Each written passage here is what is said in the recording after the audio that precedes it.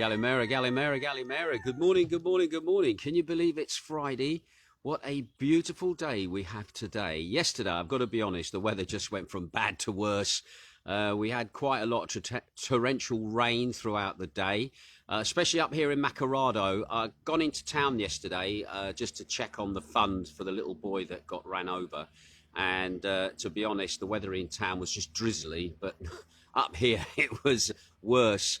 But anyway, it's a beautiful day today. Clear skies with just a hint of cloud looking down towards Amber Lockerbie and also Kerry. It's looking like, well, we've been told it's going to be a cold weekend, but at the moment it's feeling the opposite at the moment. So we're just wondering how long this will go on.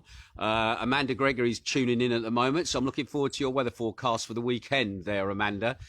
See what we're in for. But anyway, that's the look over the hills from this side of the house. I'm going to go over now to the other side of the house and just have a quick look at how things are over there. Once again, thanks to all those people tuning in at the moment. I see Wiggy's tuning in, Hillary's there as well, Barry's there, Emma in Essex is there. Now, remember yesterday, I pointed my tablet in this direction and you couldn't see any sun at all because the sun was being blocked out by the clouds. Well, today I am squinting into the sun, so my photoreflective glasses will have gone very dark. All right, and it's still a little bit chilly, but it is warm in the actual sun. But it is rather cool, actually. And as I look over towards the Sillavi area and looking towards the north of the island from the position that we are here, yeah, guess what? It looks like it's going to be a nice day up that part of the island as well, up where Hilary Rogers is, up in Piggadakia. So I should think you're having nice weather up there at the moment. But anyway, we shall see how it goes. And of course, that direction, it's Laguna and also Kalamaki. And again, they're getting some nice sun where they are at the moment over in that way. Right, let's have a look at the news. And I've got to be honest, the news today is quite a bit of it is from Zakynthos at the moment, as well as a smattering of some very interesting Greek news as well. All right, so let's just switch myself around. Big shout out to Rocky Regan, ex-Raffridge buddy, tuning in as well. Nice to see you looking in, fella. Right, Domino's turned up. That's one of our cats. I'll go let him in. Come on, Domino. Do you want to go in? Go on then, fella. You going in?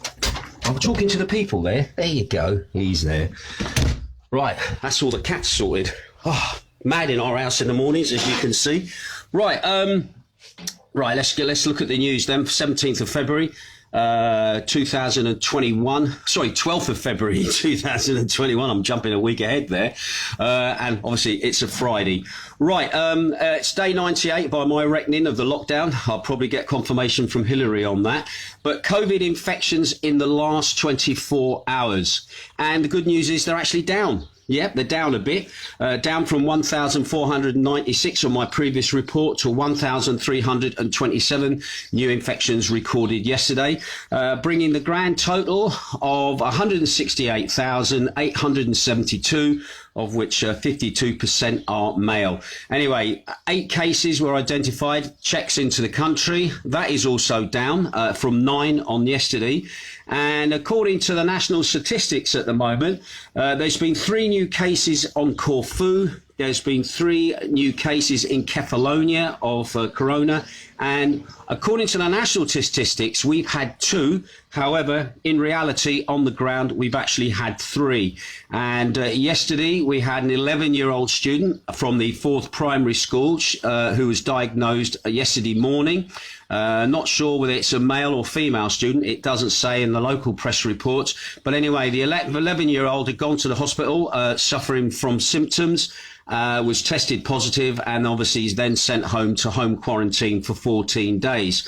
Now, the 11-year-old had been in contact with somebody else who'd had the virus within their family, but they're also tracing contacts as well.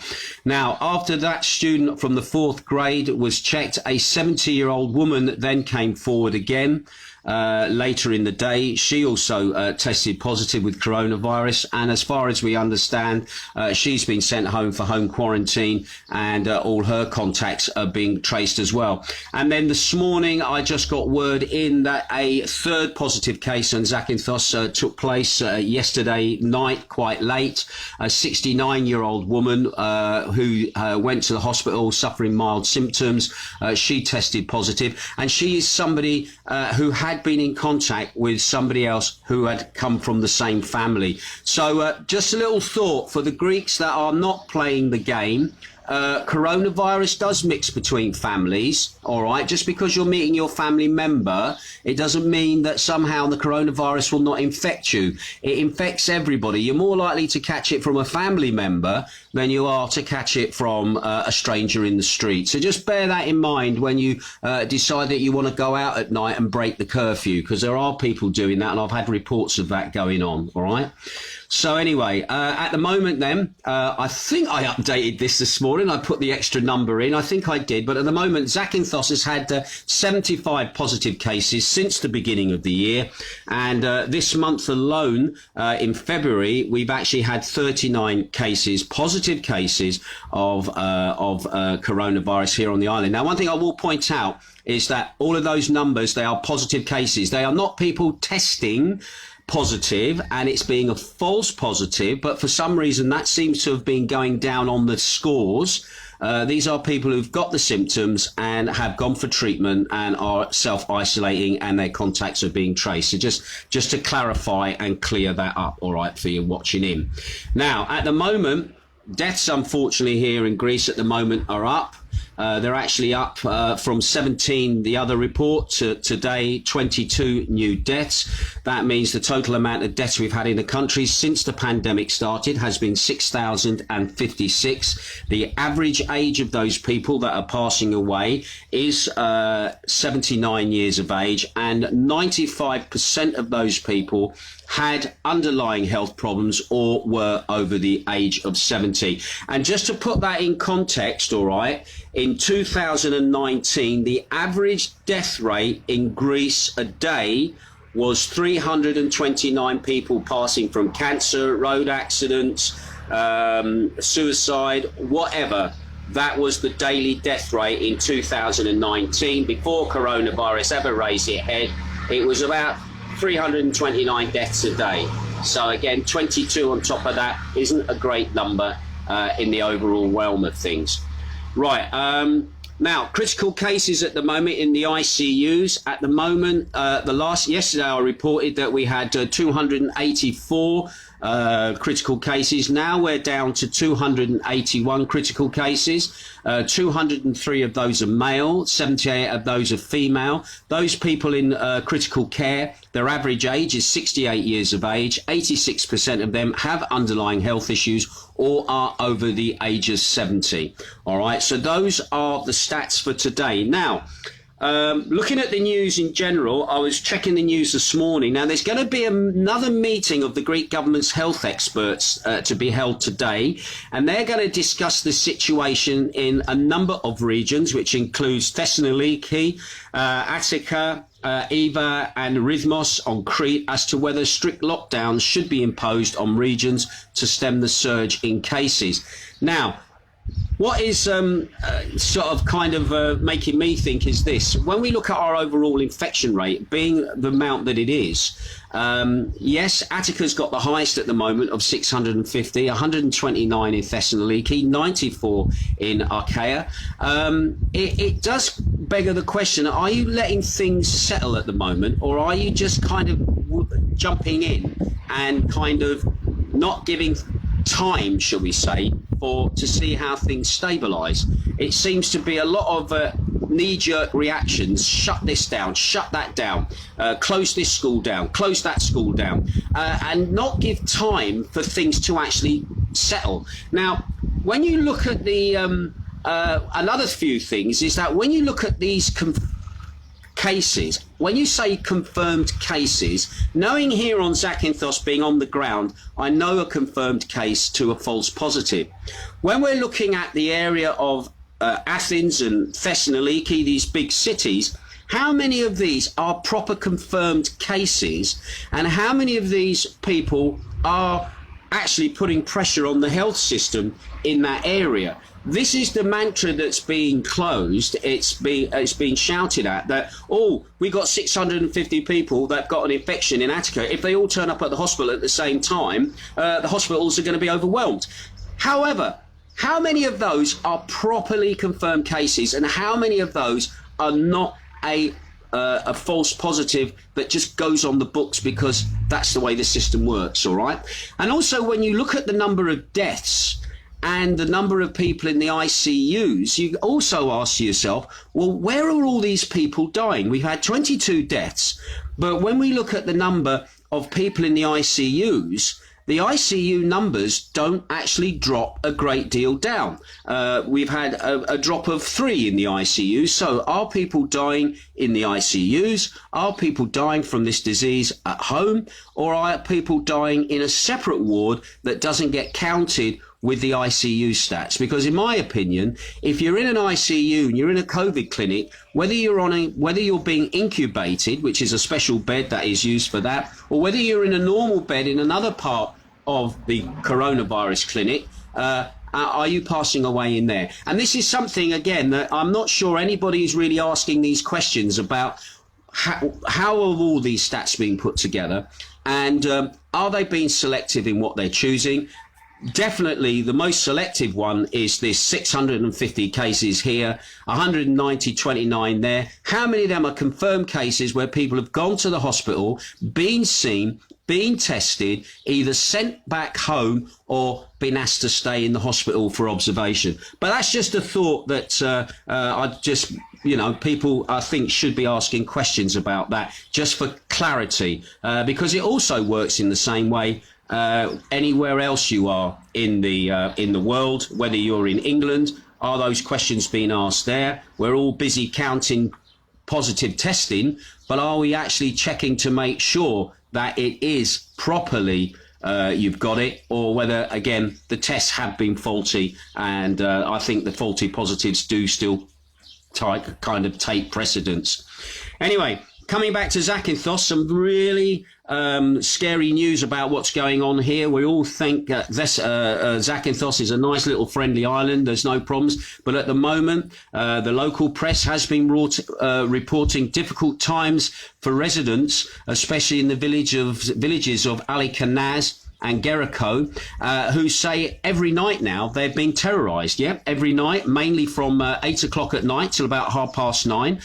There's been reports of broken windows, car thefts, breaking into houses, defying the occupants inside, or terrorising the occupants inside, and making the residents in that village very unnervy, and also spending all their time up at night trying to protect their property. In fact, they want to make it known, and they've been doing this on social media, that is anybody actually listening? Now, according to the information, they're not the only areas within the island that is having the same problems. And you would think that with the curfew at night, the job in some ways would be easier for the police to be getting around, checking out suspicious people, because they shouldn't be out and about and they shouldn't be on the road. But anyway, there is a serious problem everywhere. The police have been called in as well to deal with stuff. However, citizens in certain areas are feeling that the police are not doing enough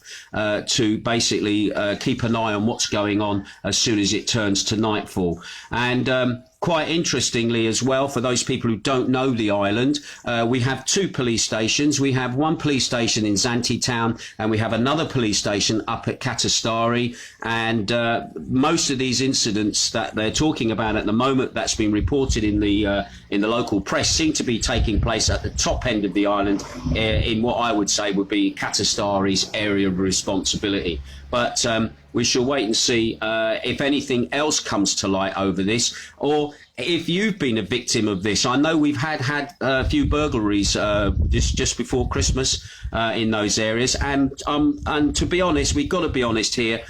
During the winter, we do have crime here.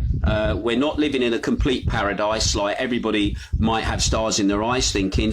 There are some nasty people there, and also as well, I would think there's probably some desperate people out there at the moment with what's been going on, who might be trying to get by obviously having to turn to crime to obviously put food on the table.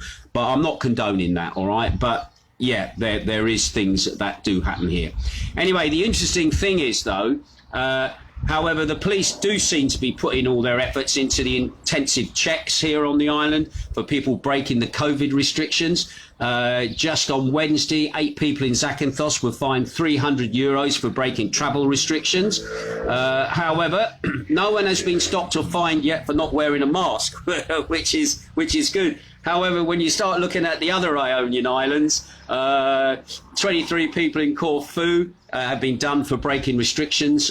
3 people in Kefalonia have been done for breaking restrictions, and also 3 people in Lefkada. Very little island have been done for breaking travel restrictions. They've all been fined €300. And for not using a mask, we can hold our hand up and say Zakynthos has been wearing their mask. And I've got to be honest, when you go around town, very rarely do you see somebody without a mask, actually. They've got masks, it might be under their chin or something, but they still technically got a mask over their face they can pull up if somebody asks them a question.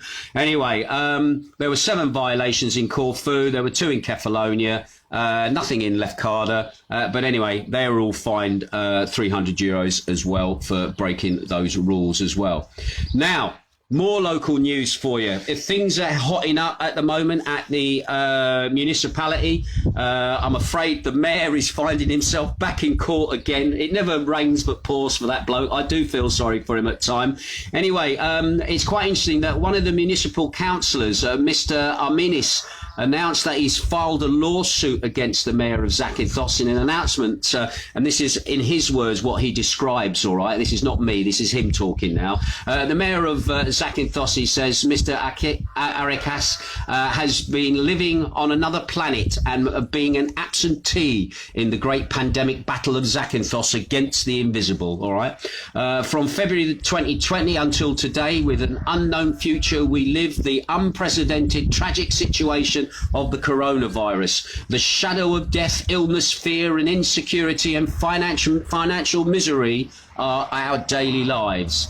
Anyway, he then goes on to say, the insidious enemy who has now invaded our schools with infants and student victims, provoking reasonable and strong reaction of the professional classes and the inhabitants of our island. The mayor of Zakynthos continues to impose fines on the closed companies and revisits cases of the past in order to silence his critics with lies and slander. He then goes on to say, the tactic is old, well-known and bankrupt. Today I filed a lawsuit against the mayor for defamation against me. It is not my intention to argue, and the people of Zakynthos know this very well, but I'm obliged to defend my honour and reputation, and the truth and justice will have the floor. And yes, I'll keep an eye on that little story, because I think there's a lot more to this than what's been let on. I'm not going to say anything at the moment, but let's just say we shall wait and see how things plan out on this situation, because it's obviously going before the courts, and a guy on his balcony ranting doesn't want to be accused of impeding with the wheels of Greek justice. But anyway, just thought you might like to know. Anyway, and finally, an interestingly and finally story. The Greek Prime Minister, Mr. Mitsotakis. No, this is not an finally story. Sorry, I've got one more before the finally story. The Greek Prime Minister, Mitsotakis, spoke over the phone with Prince Charles yesterday.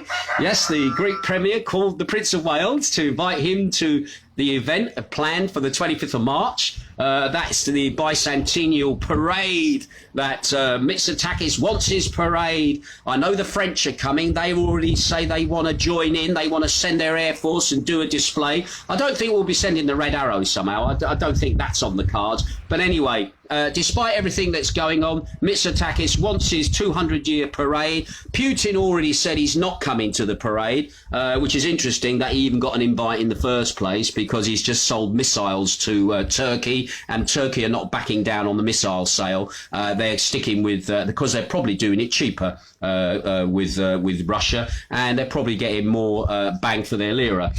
So anyway, so Putin's not coming. Prince Charles says, in principle, he will come, all right, depending if it is safe to come, and depending on how the situation with the coronavirus pans out here in Greece. He does say he loves Greece. Obviously, family have got Greek connections with Prince Philip.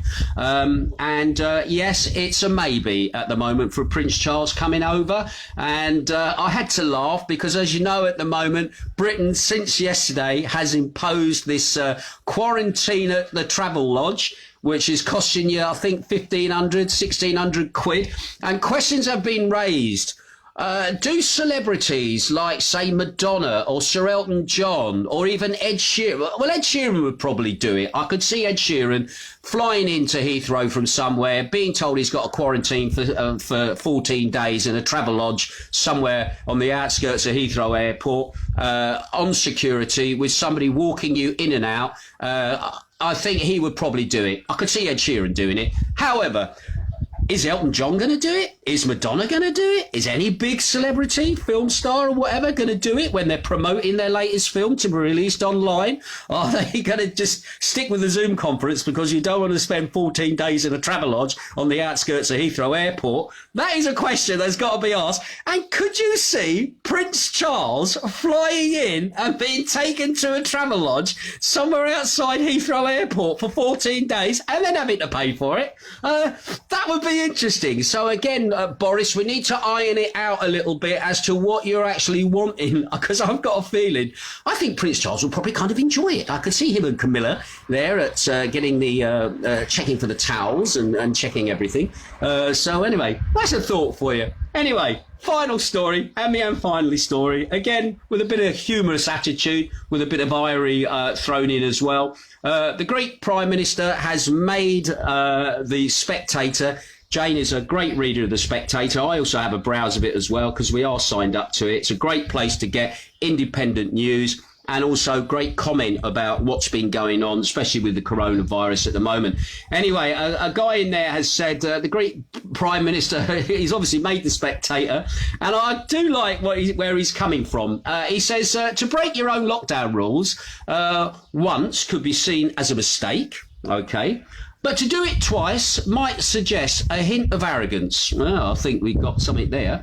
Anyway, he said, although who could blame the Greek Prime Minister, Mitsotakis, who faced a slap-up lunch in a Mediterranean Aegean island, when it seems quite a few Greeks can and do, he says. And in December, he stood side by side with a group of motorcycle racers without masks on, again breaking his own rules, when his government was enforcing a €300 fine for those who left their homes on non-essential journeys. Anyway, needless to say, he says, government officials deny Mitsotakis did anything wrong, telling the Greek press that during the lunch all the measures required by the pandemic and protocols were observed. And interestingly, the video was also in the Spectator. I didn't see much protocol being observed there. The amount of people that were there, police included as well, all having a cigarette, all certainly not more than 6 feet away from each other. That is for sure. Anyway, he says, meanwhile, the health officials are considering another full lockdown to deal with the country's third wave.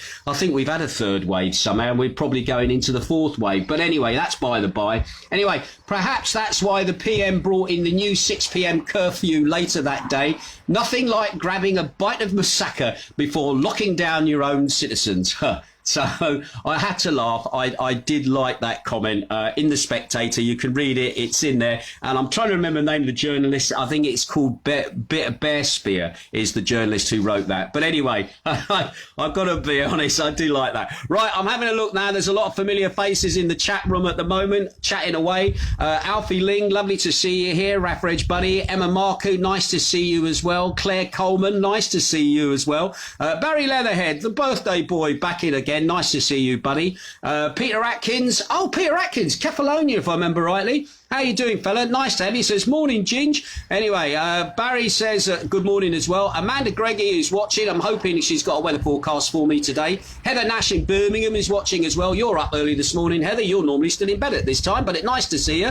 Amanda Gregory says, good morning, with a nice emoji. Wiggy Winstanley over there in Cyprus is also tuning in. Sorry I missed your call this morning. I was still in bed, all right? He's up early, Wiggy. I'll tell you, he's up there catching the first bird. There you go. Hilary Rogers is watching as well. Hilary says, morning, Ginge. Nice to see you, Hilary. Emma Marku says, morning, Ginge. It looks stunning there this morning. Enjoy. Thank you. It is absolutely lovely. And Wiggy's also saying morning. Andrew the Fridge Watkins is watching as well from Wales. Jerry Coyle is watching as well. Nice to see you. Dawn is also tuning in, ex-resident of the island, back in the UK, in Essex, if I remember rightly. How you doing, my lovely? Rocky Regan also tuning in as well. Nice to see you there as well. Heather Nash says, morning, Ginge, for us both. Another bitterly cold. Looking forward to your show later. Thank you for that little memory jog. Yes, another broadcast today, which is going to be a Valentine kind of broadcast, because obviously it's Valentine's Day on Sunday. So get your requests in for your loved one.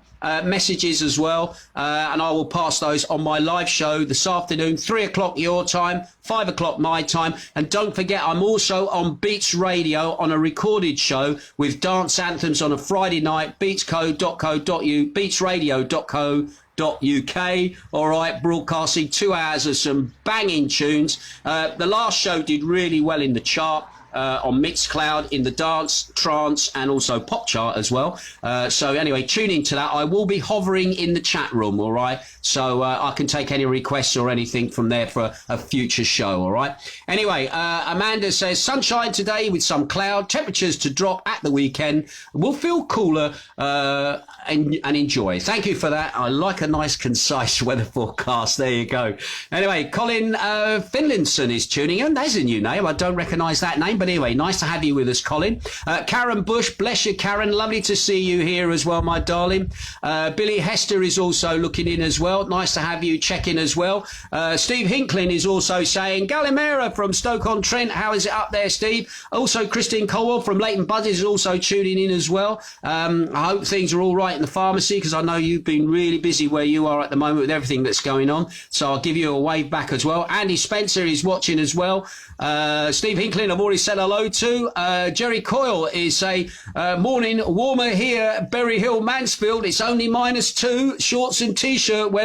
Good man, nice to see. I'm actually in my Brazil top today because I'm feeling sunshiny yellow today. So there you go. Karen Bush, morning, have a great day as much as you can. Andrew Long is watching. Also, Emma Marku, love your broadcast, Ginge. They help me keep hope alive. Flights are booked for the 25th of August. I can't wait. I really am hoping that by the 25th of August, we are turning and burning. I really do. At the moment, we don't know what the hell's going on. EasyJet has said we're going to start flights in May. A lot of talk on the street, maybe June. Nobody knows until it happens. But once again, if you book your holiday, remember, use a credit card. Don't use a debit card. Don't take holiday vouchers. Move your flight if you have to. And go and make sure that the companies that you book with still have got ABTA travel. Some companies are not going with ABTA anymore. And the problem with that is you will be stranded if there is a problem, or you'll pay out of your pocket if there is a problem. So once again, please keep booking your holidays. We're obviously fingers crossed, toes crossed that we will be having a season. It's just when it will start, God knows. But when it starts, we're going to be running for it. Trust me. And I'm really looking forward to getting back to work and spinning the wheels of steel in front of live people. There you go. Right. Rachel Hanson is watching. Heather Nash says -2 where they are in Birmingham. Claire Coleman, the weather looks beautiful. Yvonne said, everybody's saying the weather looks beautiful. Brian Slinger, nice to see you there, buddy, as well. Raffridge buddy. Jane Hughes, another Raffridge buddy. Jean Nick McFlurry, I think that's how do you pronounce your name? I don't know. Billy Hester, I'm here. Oh, he's there in Stockport. He's not in thingy. Sorry about that, Billy. I thought you were over there in sunny Catalonia. Anyway, Andy Orchard, frontline worker, he's looking in. Morning, Ginge says. Julie Ansell's watching. Andrew, Patrick Vernals is watching. Bridget and Derek Cole in Cyprus are watching. How are things over there at the moment? How are you coping with your lockdown? Because you're having a serious lockdown, the same as what we are. We are in Zakynthos. We're still in the red at the moment, and the sooner we can get out of the red, the better, and go to green. Although, just remember, Greece itself is in green. The whole country's green, but there are pockets of red. Just to clarify that, and just in case you might think you're going to end up in a travel lodge if you do come on a trip to Zakynthos and have to whiz back again, all right? Maria Halberg is watching. Alan Woodhouse is watching. Tim Crystal says, morning, buddy. Maria Halberg in Sweden says, good morning. Thanks for your news. Have a lovely weekend. Spring is here. It's only -7, and the sun today here is in Sweden. Oh, is it? Right, listen, I tell you this. We were having this discussion yesterday. I'd sooner be sat at the top of a mountain when it's about -15 with bright sunshine than out here on the ground here, like yesterday afternoon with rain, wind and drizzle. Because I remember when I used to go skiing up in Austria and places like that up on the glacier, and there'd be people in their bikinis up there getting a bit of a tan. And it would be technically about -7 and -8, and they'd be there getting a tan with a bit of the old après going on. Oh, bring back those days, please. Anyway, you enjoy yourself in Sweden, my love. And well done for Sweden for sticking to your guns as well. Check out Tango and Something the Way. Nice little video there.